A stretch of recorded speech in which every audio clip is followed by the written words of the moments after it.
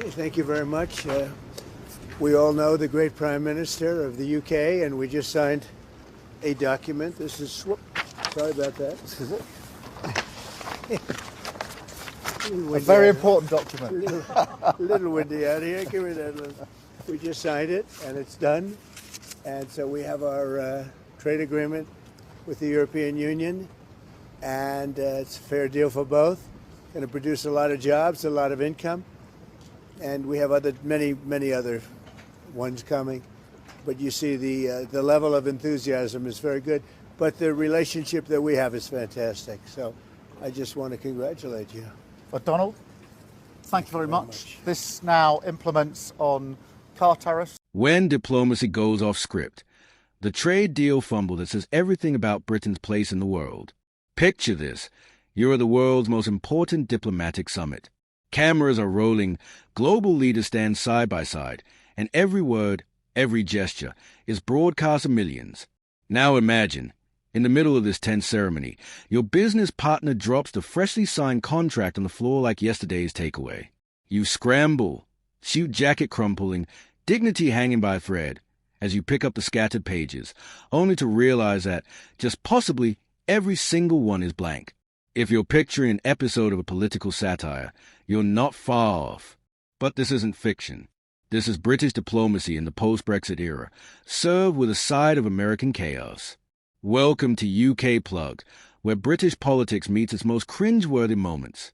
Today, we're diving into the recent diplomatic disaster where Prime Minister Keir Starmer found himself literally and metaphorically groveling for a trade deal with the United States.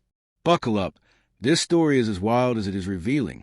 It all started at the G7 summit, a high-stakes meeting where global leaders hammer out the deals that shape our future. The UK and US were set to announce a historic trade agreement, the first of many, we were promised, that would define the new post-Brexit relationship. Standing beside President Trump, PM Starmer looked confident. The two leaders shook hands, exchanged pleasantries, and prepared to hold the newly signed deal aloft for the cameras. And then, in a moment that seemed ripped from the pages of a slapstick comedy, Trump dropped the document. Pages fluttered to the floor. Starmer, perhaps not wanting to leave history's most important paperwork trampled underfoot, dropped to his knees to gather them up. The world watched as Britain's Prime Minister, shoot askew, scooped up the agreement. As if this wasn't awkward enough, Trump then began to speak about the great new trade deal with the European Union. The only problem? The agreement was with the UK, not the EU. A slip of the tongue, perhaps, but the optics were disastrous. Imagine signing a peace treaty and then announcing it was with the wrong country. In politics, image is everything.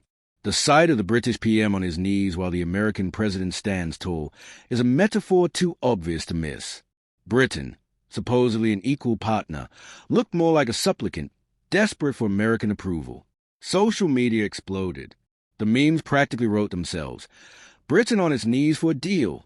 Trump can't tell the UK from the EU, blank trade agreements, just like Brexit promises.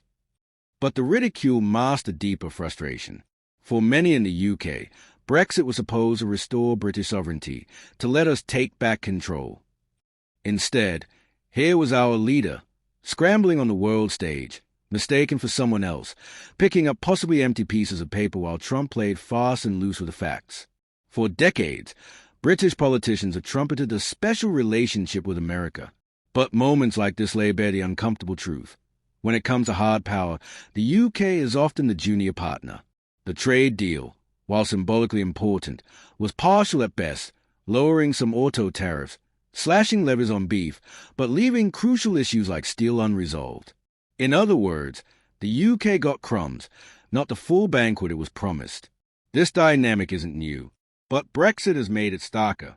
In leaving the EU, Britain hoped to forge new alliances and strike better deals. Yet, far from standing tall, the UK has found itself needing American approval more than ever. The sight of our Prime Minister on his knees, literally and figuratively, was a powerful reminder of the limits of sovereignty in a globalized world. The internet had a field day. Twitter lit up with jokes about British desperation and American arrogance. But beneath the laughter was real anger. Voters didn't back Brexit to see their leaders humbled on the world stage. They wanted control, dignity, and respect. Instead, they got chaos and confusion. As one commentator put it, it's like telling everyone you're opening a Michelin-star restaurant and then serving reheated beans on toast. Britain promised the world, but delivered far less. Awkward moments are part of diplomacy. But this one felt different because it symbolized everything that's gone wrong with Britain's post-Brexit strategy. The scramble for relevance, the acceptance of humiliation, the willingness to bend over backward for a deal that's more about symbolism than substance. The real question isn't whether Starr should have picked up those papers. It's whether the UK should keep bending over backward for relationships that aren't as special as we pretend. At some point, dignity has to count for more than a photo op. So what do you think? Was this just an unfortunate accident, or the perfect metaphor for Britain's diminished status? Drop your thought below. Just try not to drop them on the floor. If you enjoyed this wild ride through the world of political humiliation, subscribe for more sharp takes on British politics. This is UK Plug, where we pick up the pieces, so you don't have to. Cheers.